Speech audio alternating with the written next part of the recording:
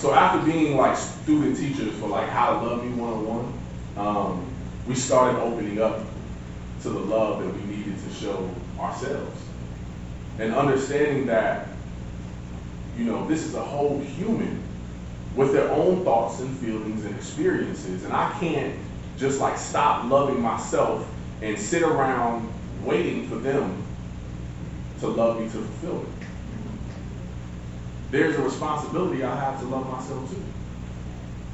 And unfortunately, that relationship ended because life took us in different directions. And with the love and experience that we gained, we were okay with that. But as I moved on, I started to take note of all the things that I had learned about relationships. And being a writer became a strength for me as I continued to navigate my love life as my full self. And I made space for myself in this life that started to kind of feel like a library. Perfect space for an introvert. And whenever a love interest would walk into my life, I'd be like, who is that talking in my library? Is that you? See, I swear that sign says silent. And your loud, blinding aura leaves nothing but a silhouette to my eyes. But yet I can peep the frequency of your vibe, so nah. I ain't gonna put you out too soon. Because this place would be nothing without my muse. But don't get confused by thinking I need you. I'm content with this independency. Every single book in here is my Iliad, an autobiography, my life story, a diary, memoir of my odyssey, romantic comedies, tragedies, and a few dramas. See, all of these books create a journey, a map made for my adolescence out of these pages, and I got genres for days.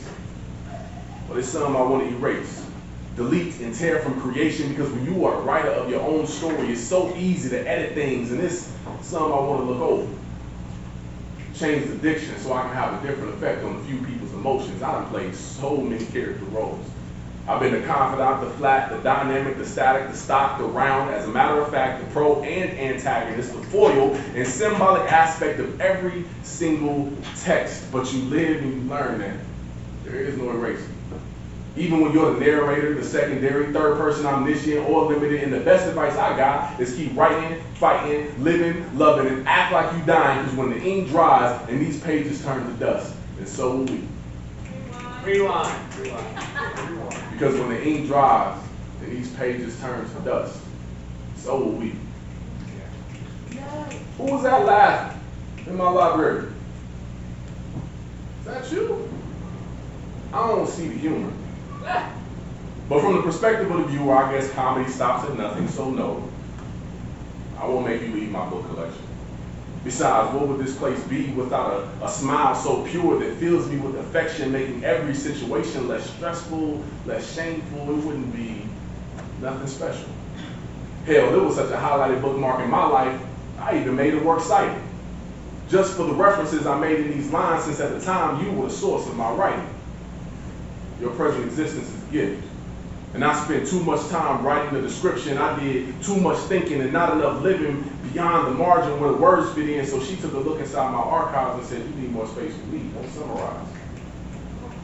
I never knew a love that could overcome a passion. I stopped writing on the spot. But I kept living and loving in the moment and stopped trying to fight it, because when the ink dries and these pages turn to dust, then so will we. And why am I writing a story that no one is going to read? They aren't even published, barely open to the public. But when I noticed I stopped writing, it ceased character development. I needed to reflect and release some things. And what better place to start than where my first sentence began? I started writing for me. So now look at my library. It's exposed, popping up at open mics and shows for the world to see, but still laced with some cryptic lines, a couple of couplet puzzles for wordplay, a code as complicated as Da Vinci for those that really know me. I pick up my pen once again, I can breathe, I feel free. Why is it so silent in my library? Could it be that it's at peace? Just me and my thoughts about life, control, balance, right? I'm proud of this library and so many candle lights that guide my pen to each promised line that rise from my thoughts at night. And when this ink dries, and these pages turn to dust.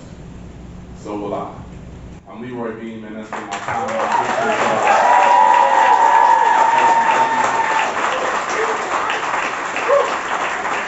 Yes.